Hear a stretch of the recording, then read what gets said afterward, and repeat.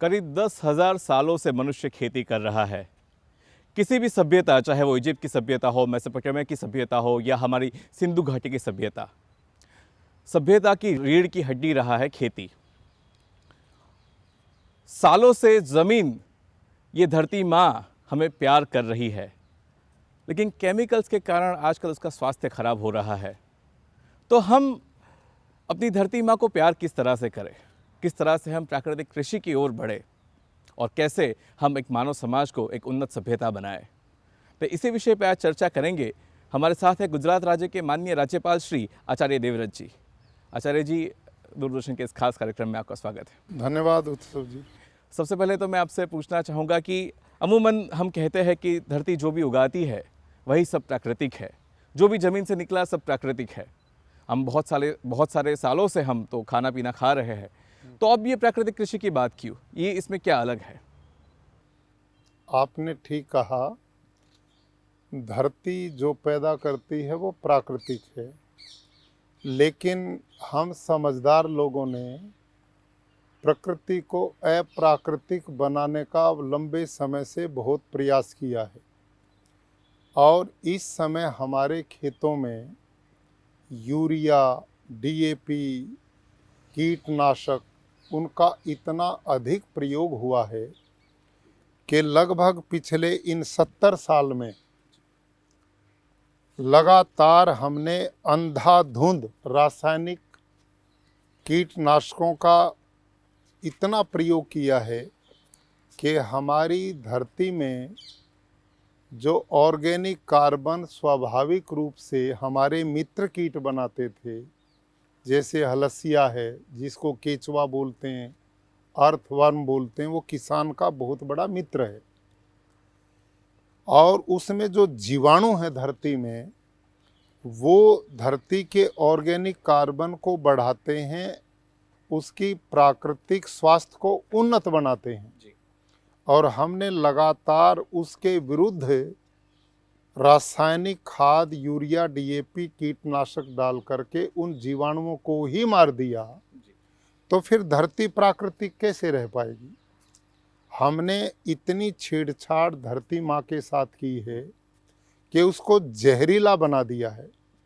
अब जो भी उत्पादन हम खेत में लेते हैं उसमें सब ये जहर मिलते हैं और हमारे खाद्यान्नों में स्लो पॉइजन के रूप में आदमी के शरीर में प्रवेश कर रहे हैं। और उससे धीरे धीरे हमारे लोगों का भी स्वास्थ्य बिगड़ रहा है और धरती का तो स्वास्थ्य पूरा बिगाड़ ही दिया है जी। तो अब धरती सब कुछ प्राकृतिक पैदा कर रही है। ये प्रकृति है तो जंगलों में, जहाँ मनुष्य की पहुँच नहीं है, लेकिन जहाँ हम मनुष्यों की पहुँच हुई, हमने इस भूमि माँ को, जिसको वेद में लिखा है माता भूमि पुत्रो अहम पृथ्व्या, कि भूमि हमारी माँ है और हम इसके पुत्र हैं। माँ जैसे बच्चे का पालन पोषण करती है, धरती तो वैसे ही पालन पोषण करती है, लेकिन हमने ही इस धरती माँ को जहरीला बना दिया, तो जो कुछ इसमें डालेंगे प्रतिकार में वो वापस देगी। वो परिणाम आज हम ग्लोबल वार्मिंग के रूप में देख रहे हैं। जल बिगड़ गया, हवा बिगड़ गई, खाद्यान्न बिगड़ गए, हमारा जो मित्र कीट था वो मारे गए, पक्षियों की प्रजातियां लुप्त हो रही हैं। तो ये सब बड़ा दुखद है। लेकिन मैं आपसे ये पूछना चाहूँगा कि जो आप तरीका किसानी का बता रहे हैं, वो क्या हर जोत के किसान के लिए सही है? क्या ये हर भूगोल और हर मौसम में ये सही रहेगा, या फिर भूगोल और मौसम के हिसाब से इसकी पद्धतियाँ भी बदल सकती है? देखिए, ये एक निश्चित बात है कि हर जगह का वातावरण, क्लाइमेट भिन्न भिन्न होता है। लेकिन हिमाचल प्रदेश में 4 वर्ष में गवर्नर रहा, वहीं से मैंने प्राकृतिक खेती के मिशन को शुरू किया। आप सब जानते हो पहाड़ी क्षेत्र है, वहाँ आजकल इन सर्दियों में तो भारी बर्फबारी भी होती है और बाकी देश से वहाँ का वातावरण बिल्कुल भिन्न है।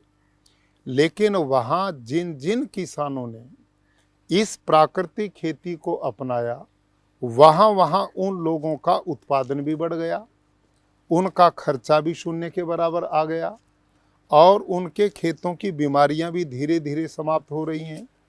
तो इन सब चीज़ों को ध्यान में रखते हुए अनुभव में आया कि ये खेती हिमाचल में कामयाब है। जी। अब हम गुजरात में इसको चलाए हुए हैं, 2 लाख किसान यहाँ शुरू कर चुके हैं। तो जिन लोगों ने बिल्कुल ईमानदारी से पूरे नियमों का पालन किया है, देसी गाय ही का गोबर गोमूत्र से जीवामृत घन जीवामृत अपनाया, आच्छादन की विधि को पूरा अपनाया, वापसा बनाने की प्रक्रिया की, तो ऐसे जो सही नियमानुसार इस खेती को कर रहे हैं उनका किसी का भी उत्पादन कम नहीं हो रहा और धरती की माँ की गुणवत्ता जो है उसका organic carbon day by day दिन पर दिन बढ़ रहा है। इसी प्रकार से दक्षिण भारत में आंध्र प्रदेश है, तो वहाँ पर T Vijay Kumar ji retired IAS अधिकारी हैं। वो लगभग 5 लाख किसान उन्होंने इस प्राकृतिक खेती से जोड़े हैं और उन्होंने जहाँ वर्षा नहीं होती, भूमि में नीचे जल नहीं है, वहाँ भी वो 2-2, 3-3 फसलें लेने में कामयाब हुए हैं इसी पद्धति से। तो मैं समझता हूँ कि उत्तर में पहाड़ और दक्षिण में आंध्र प्रदेश और मध्य में अपना गुजरात, तो भारत का तो सारा क्षेत्र इसमें आ गया। इससे सिद्ध होता है कि हमारी जो प्राकृतिक कृषि है ये हर क्षेत्र के लिए थोड़ा चेंज कर सकते हैं, इसमें भी परिवर्तन संभावित है। तो लेकिन इसके मूल सिद्धांत एक ही हैं, जीवामृत, बीजामृत से बीज को संस्कारित करना बोने से पहले और उसमें घन जीवामृत का प्रयोग करना और उसी के साथ आच्छादन, वापसा निर्माण, ये सब विधियों को यदि अपनाया जाएगा तो ये कृषि किसान की लागत को भी कम कर देगी, उसके उत्पादन को भी कम नहीं होने देगी और जो बहुत बड़ी चुनौती ग्लोबल वार्मिंग की उससे हम सीधी सफलता से लड़ाई लड़ पाएंगे। जी, लेकिन मेरा ये एक सवाल है कि बहुत सारे किसान हैं वो तो सालों से रासायनिक खेती कर रहे हैं, अब एकाएक इनको शिफ्ट होना वो केमिकल फार्मिंग से नेचुरल फार्मिंग की ओर, तो सबसे पहले तो बताइए एक किसान है वो आयोजन क्या करे, आर्थिक तौर पे क्या आयोजन करे या अपने नेचुरल फार्मिंग के तौर पे क्या आयोजन करे, उसके बारे में थोड़ा बताइए। बहुत अच्छा प्रश्न आपने किया है। मैं भारत के सभी किसान भाइयों से आग्रह करूंगा कि उनकी जितनी जितनी खेती बाड़ी है वो एकदम पूरे खेत में इसको ना अपनाएं। पहले 1/4 1/4 हिस्सा इस प्राकृतिक खेती के लिए अपनाएं, शुरू करें, ताकि वो उस खेत में जब सफल होंगे तो फिर धीरे धीरे पूरे खेत में सफल होंगे। यदि वो 4 एकड़ का किसान है तो आधा एकड़ से शुरू कर ले उसमें। लेकिन मैं पुनः किसान बंधुओं से बार बार आग्रह करूंगा कि इसको आधा अधूरा ना करें। लोगों ने क्या बनाया है, केवल जीवामृत डाल दिया, ना घन जीवामृत को ध्यान में लिया, न बीज बोने से पहले उसको संस्कारित किया, न वो आच्छादन की प्रक्रिया निभाते, न समय पर उसका घन जीवामृत के स्प्रे आदि करते। तो मैं सब किसान बंधुओं से आग्रह करूंगा कि प्राकृतिक कृषि पर मैंने एक पुस्तक लिखी है, वो राजभवन गुजरात की वेबसाइट पर निःशुल्क उपलब्ध है और नीति आयोग की वेबसाइट पर भी निःशुल्क फ्री में उपलब्ध है और गुजरात में भी हम उसे निःशुल्क किसानों में बंटवा रहे हैं। आप उसको अच्छी तरह से पढ़ें और उन नियमों का पालन करके अपनी जिस खेती में शुरू करें पूरा करें, आप चमत्कारिक परिणाम पाएंगे। आपको इतना उत्साहवर्धन होगा कि आप अपने आप ही आगे बढ़ेंगे। ये मैंने स्वयं, मेरे पास गुरुकुल कुरुक्षेत्र में 200 एकड़ के लगभग ज़मीन है और मैंने 5 एकड़ से अपनी इस प्राकृतिक खेती को शुरू किया। जब मेरे को इसमें संतोषजनक लाभ हुआ तो मैंने अगले वर्ष 10 एकड़ में किया, और जब 10 एकड़ में भी मैं सफल हुआ तो मैंने सीधा 90 एकड़ के एक प्लाट पे पूरे पे इसको किया। और अब मैं 8-9 वर्ष से 200 एकड़ का जो फार्म है उसमें पूरे में प्राकृतिक खेती करता हूँ, और मेरी खेती का ऑर्गेनिक कार्बन बढ़ गया, उसका स्वास्थ्य बहुत उन्नत हो गया, मित्र जीव भारी मात्रा में केचुआ, अर्थवर्म, हलसिया पैदा हो गया, जीवाणुओं का भंडार धरती में पैदा हो गया, और मेरी धरती इतनी मुलायम बन गई है, और उसको टेस्ट कराते हैं लैब में तो उसका ऑर्गेनिक कार्बन कुछ जगह का 1 से भी ऊपर चला गया है, जो साइंटिस्ट की भाषा में बहुत उत्तम उपजाऊ जमीन मानी जाती है। और ये मेरा नहीं हुआ है, जिन जिन भी किसानों ने इस प्राकृतिक खेती को पूरी ईमानदारी से, पूरी विधि से किया है, उन सब को ये परिणाम मिलते हैं। गड़बड़ लोग क्या करते हैं, ये सोच लेते हैं कि भाई गोबर में क्या फर्क पड़ता है, भैंस का ले लो, हॉस्टन फ्रीजन गाय का ले लो, जर्सी का ले लो, लेकिन परिणाम नहीं मिलेंगे। केवल भारतीय नस्ल की गाय पूरे देश में है, जो स्थानीय देसी गाय है, उसी के गोबर और गोमूत्र में ये परिणाम मिलते हैं।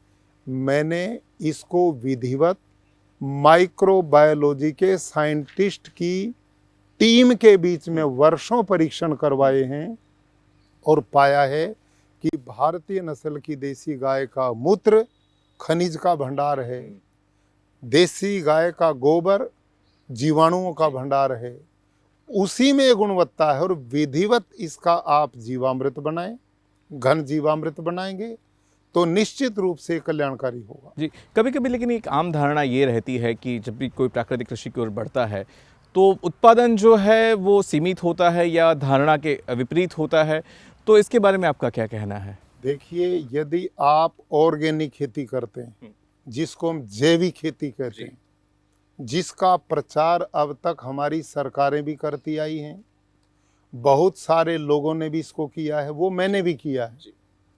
अपने खेत में सबसे पहले मैंने जैविक खेती ही की थी, और पहले 3 वर्ष मेरा उत्पादन बहुत कम हुआ, कीट पतंग बहुत आ गए, खरपतवार बहुत पैदा हो गया, न मेरी लेबर कम हुई, न मेरा खर्चा कम हुआ, उत्पादन भी कम हो गया। तो जैविक खेती में मेरा विश्वास नहीं है कि वो पूरा उत्पादन देगी, क्योंकि मैं उसमें कामयाब नहीं रहा। लेकिन जो प्राकृतिक खेती है, ये जैविक खेती से बिल्कुल भिन्न है, इनमें जमीन आसमान का अंतर है।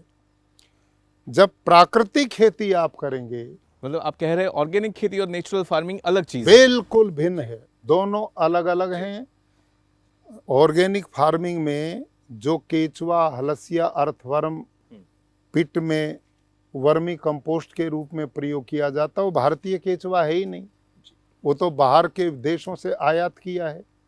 और वो जो केचुआ है वो 16 डिग्री से नीचे तापमान होगा उसमें मर जाता है, 28 डिग्री से ऊपर होता उसमें मर जाता है।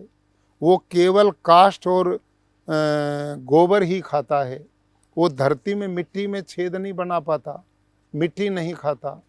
भारतीय जो अलसिया है, अर्थवर्म है, केचुआ है, ये धरती में 8, 10, 12 फीट तक जमीन में छेद बनाता है, धरती में जो खनिज हैं उनको खाता है, और वो विष्ठा के रूप में जब पौधे को देता है तो सामान्य धरती से भारतीय केचुए की विष्ठा में 5 गुना ज़्यादा नाइट्रोजन है, 9 गुना ज़्यादा फास्फोरस है, और 11 गुना ज़्यादा पोटास है। मेरे प्राकृतिक खेत में एक एकड़ में लाखों हलसिया काम करते हैं, अर्थवर्म, केचुआ काम करते हैं।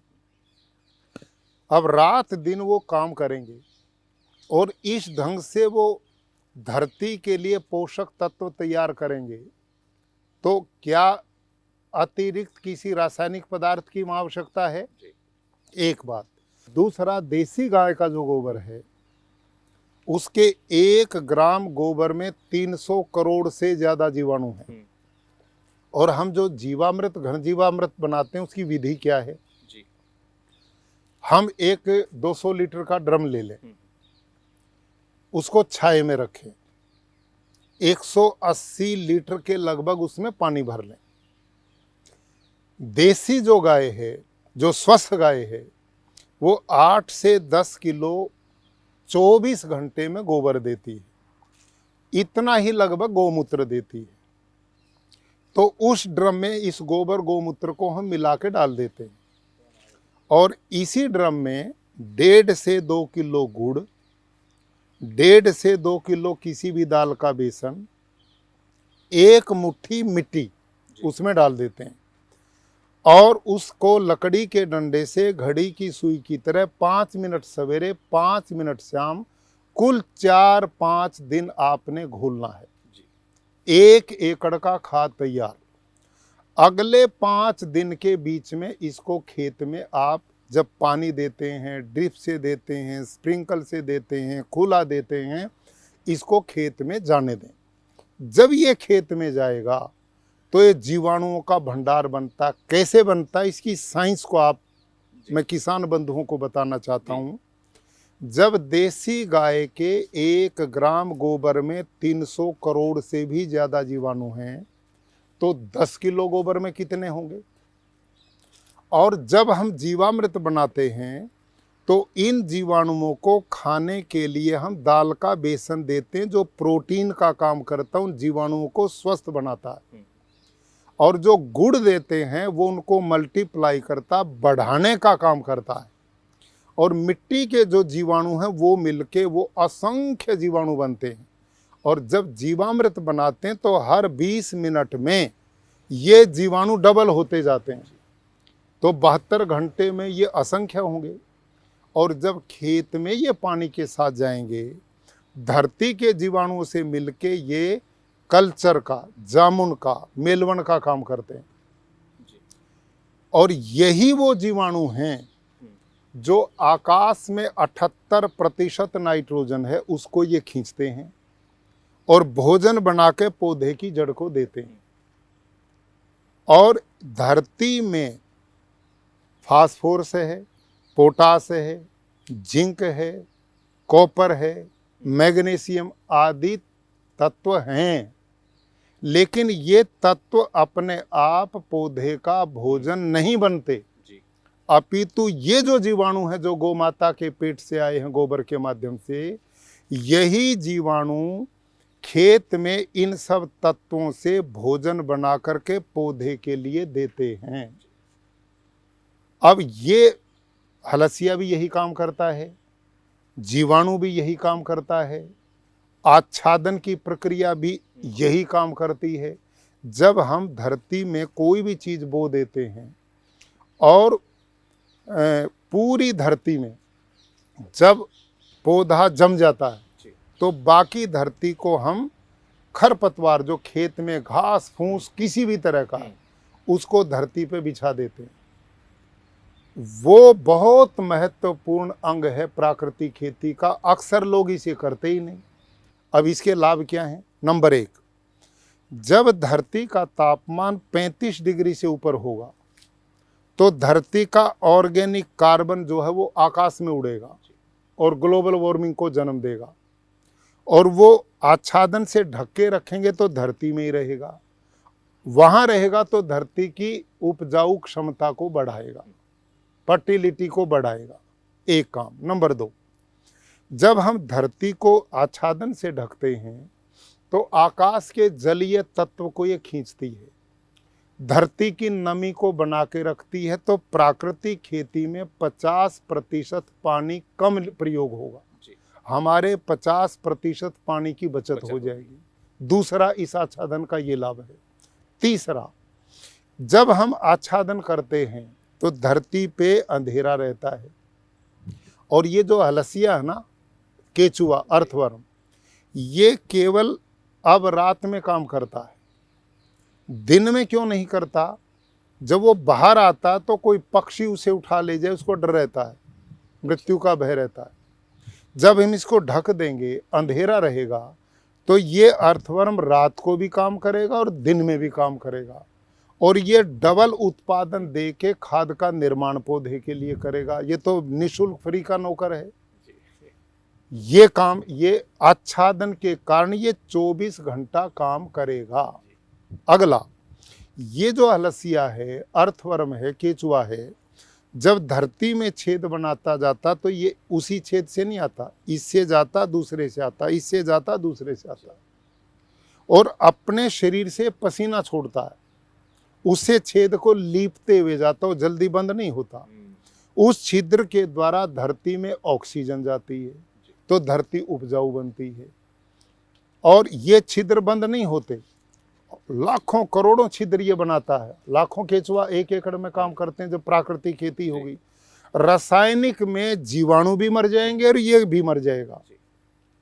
आप मोटा उदाहरण देता हूं, आप किसी हलसिया को, अर्थवर्म को पकड़ो, केचुआ को, और उस पे यूरिया डालो, तभी मर जाएगा। और उसी केचुआ पे गाय का गोबर डालो, परिवार बढ़ाएगा। सीधा फार्मूला है। अब हलसिया तो मजबूत है, जीवाणु तो इससे भी सूक्ष्म है, वो तो और जल्दी मरेंगे। तो हमने सबसे बड़ी गलती की है, रासायनिक का इतना प्रयोग करके जो हमारे मित्र थे किसान के, उन्हीं को मार दिया।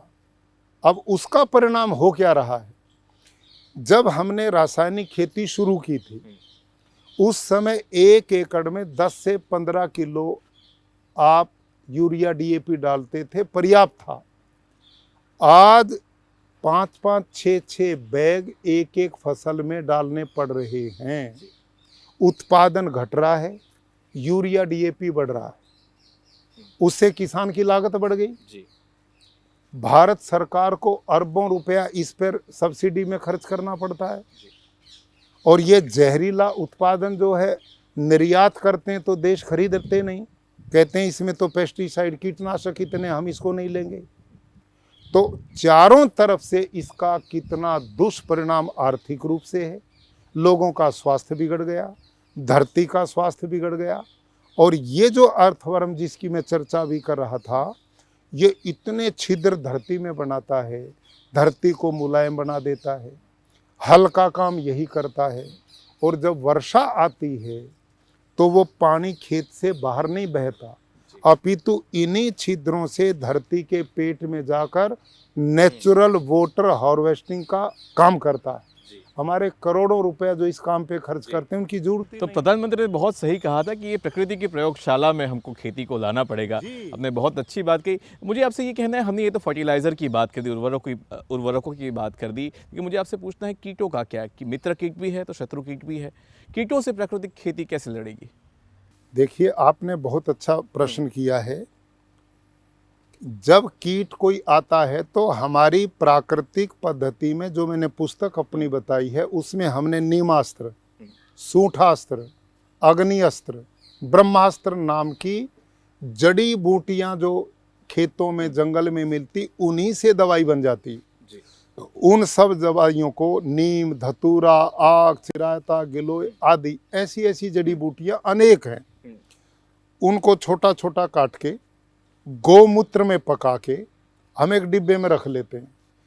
और जिस तरह का भी कोई कीड़ा आता है तो उसके लिए हम 10 लीटर पानी में 2 लीटर दवाई मिलाकर स्प्रे करते हैं, तो उनका निदान हो जाता है। अगली बात, ये सारा भी कार्यक्रम प्राकृतिक खेती में कुल 3 साल करना है। 3 साल के बाद धरती में इतनी शक्ति आ जाएगी और उसमें मित्र और शत्रु जीव इस ढंग से अनुपात में आते हैं कि मित्र कीट शत्रुओं को अपने आप खा लेते हैं।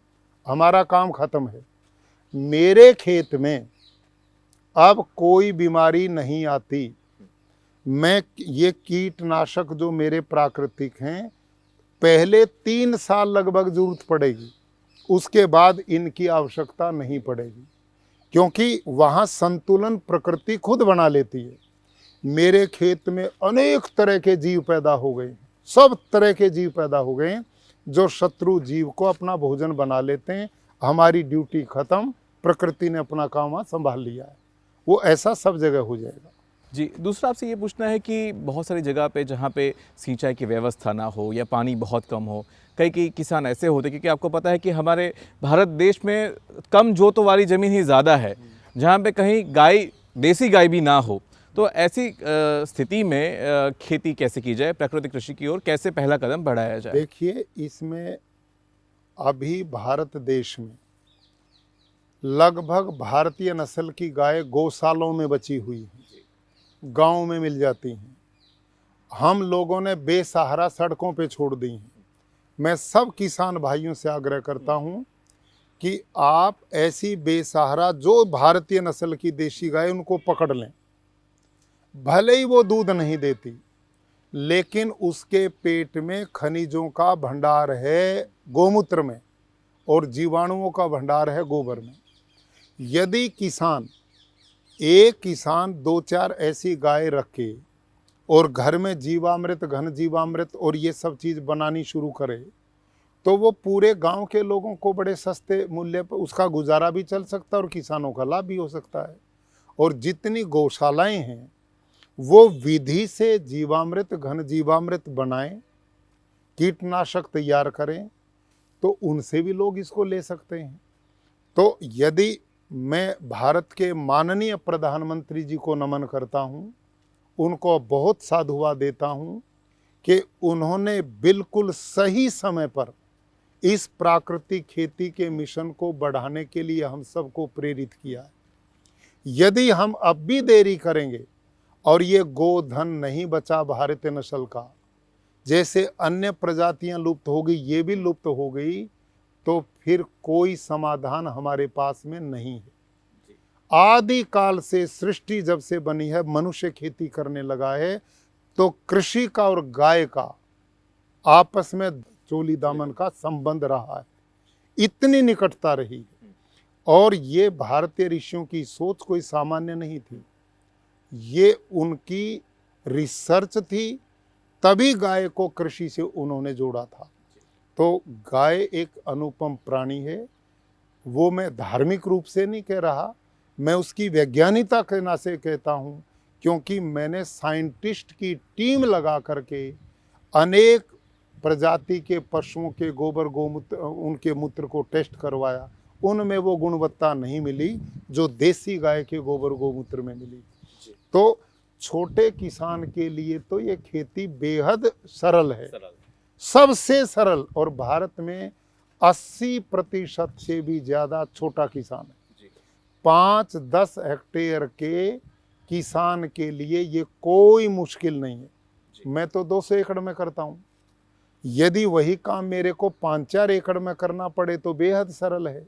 अरे, देसी गाय घर में पालें, उसकी नस्ल का सुधार करें, A2 उसका दूध बच्चे पी करके बलवान बुद्धिमान बनेंगे, और उसका गोबर गोमूत्र कृषि के काम आएगा। उसकी तो लागत खत्म हो गई, आय अपने आप बढ़ेगी। खेती का खर्चा ही जब खत्म हो गया, इस प्राकृतिक खेती में शहर से कुछ चीज़ खरीदनी नहीं है।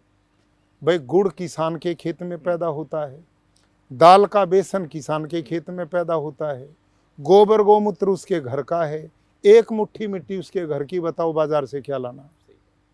इससे सस्ता और इससे सरल। और दूसरी बात उत्सव जी, दुनिया में कोई भी खाद इतने कम समय में नहीं बनता जितना हमारी विधि से प्राकृतिक खेती का बनता है। इसमें तो जीवामृत, घन जीवामृत 5 दिन में तैयार है, और उसके बाद उसका हम प्रयोग कर सकते हैं। जी, और आपसे ये पूछना है कि जैसे हम अमूमन देखते हैं कि जैसे आदमी बीमार होता है, वैसे फसलें भी बीमार होती है, फसलों में भी रोग लगता है। तो इन रोगों को दूर करने के लिए प्राकृतिक कृषि का कोई वैज्ञानिक सोच है उसकी तरफ के, जब कभी रोग, क्योंकि ये तो कुदरती चीज़ है, कुदरती बात है। मैंने आपको बताया ना अभी कुछ ही समय पहले कि जब भी बीज बोएं तो बीज को भी संस्कारित करना है। वो विधि हमारी पुस्तक में दी हुई है। वो इसीलिए बीज को संस्कारित करना है कि उसमें रोगों से लड़ने की ताकत भी आती है और उसकी जर्मिनेशन भी अच्छा होता है। और जब कोई रोग आए उससे पहले ही 3 साल आप नीमास्त्र हम बनाते हैं, सूंठास्त्र बनाते हैं, अग्नि अस्त्र बनाते हैं, ब्रह्मास्त्र बनाते हैं, 10 पर्णिका बनाते हैं। ऐसे हमारे कीटनाशक की विधि हमने बनाई हुई है, पुस्तक में देखेंगे। आप उसी बीमारी को ध्यान में रखते हुए उसका स्प्रे करें उस पे, तो उसका इलाज होगा। और बीमारी का रोग की प्रतीक्षा ना करें, उससे पहले ही कर दें। हमारे जो कीटनाशक हैं प्राकृतिक, वो तो पौधे को ताकत भी देते हैं और रोग को भी नष्ट करते हैं, दोनों काम करते हैं। एक इसमें हम खट्टी छाछ का प्रयोग करते हैं। जब फंगस किसी फसल में आ जाती है तो आप ऐसी खट्टी छाछ किसी बर्तन में धूप में छाछ को रखो, उसमें तांबे का कोई पात्र डाल सकते हैं जिससे वो जल्दी खट्टी हो जाएगी। तो उसको आप 10 लीटर पानी में 1-2 लीटर डाल के उसका स्प्रे करते रहो। वो आपको फसल में शक्ति भी देगी और फंगस को जड़ मूल से भी नष्ट कर देगी। जी, और आचार्य जी आपसे ये पूछना है कि जैसे प्राकृतिक कृषि एक क्रांति की ओर बढ़ रही है, देश के बहुत सारे युवा कि जो शहरों में रहते हैं वो भी चाह रहे हैं कि वो भी इसमें अपना योगदान दे, तो युवा इस मुहिम से कैसे जुड़ सकता है? अपने घरों में या जो किचन गार्डन करते हैं या किसी भी तरह से प्रत्यक्ष या अप्रत्यक्ष रूप से इससे जुड़ना चाहे तो वो कैसे जुड़ सकता है? बिल्कुल यही उसमें विधि है। कोई भारत का शहर ऐसा नहीं कि जिसके साथ कोई गौशाला ना जुड़ी हो। घर में भले ही गाय न रहे, अब हम प्रयास करेंगे कि गौशालाएं इस पद्धति से जीवामृत, घन जीवामृत आदि तैयार करें। वो वहाँ से लाके घन जीवामृत, जीवामृत से अपने किचन गार्डन में इस पद्धति से खेती कर सकते हैं। राजभवन में मैं खुद करता हूँ, किचन गार्डन मेरा भी है, उसमें उसी पद्धति से मैं करता हूँ और हमारा बहुत बढ़िया जहर मुक्त आहार हमें मिल जाता है। मैं आह्वान करूँगा पूरे शहरी वासियों से भी कि उनके पास कोई प्लॉट है, बड़े गमले हैं, उनमें भी इसका उपयोग लेकर के वो कुछ वेजिटेबल सब्जी के लिए लाभ उठा सकते हैं। और अंत में एक सवाल, किसानी जो आप राज्यपाल का जो पदभार आपने ग्रहण किया है, तो किसानी की जो समझ है, जो विजडम एक आती है, वो आप किस तरह से इस पद पर रहते हुए आपको वो अनुभव आपको काम में आ रहा है? मैं समझता हूँ कि किसानी के लिए गौरव की बात है कि आप इस पद पर आप पहुँचे हैं, तो ये अनुभव आपको किस तरह से यहाँ पे काम में आता है? देखिए उत्सव जी, मैं किसान के घर में पैदा हुआ। मैंने अपने खेत में अपने हाथ से हल भी चलाया है, गौ पालन भी किया है। मैं शिक्षक के साथ साथ खेती भी करवाता रहा हूँ। तो ये एक स्वाभाविक बचपन से एक शौक रहा है। और जब मैंने अपने खेत में अपने जहर मुक्त करके प्राकृतिक खेती अभियान चला और मुझे सफलता मिली, तो मेरे मन में एक विचार आया कि भारत के किसान को भी इसका लाभ क्यों न दिया जाए। पर्यावरण भी इससे बचेगा, पानी जल जो प्रदूषित होगा बचेगा, धरती का सारा जल हमने खींच लिया, वापस ज़मीन में धरती का पानी बारिश का जा नहीं रहा, क्योंकि रासायनिक यूरिया डीएपी ने धरती की परत को सख्त बना दिया है।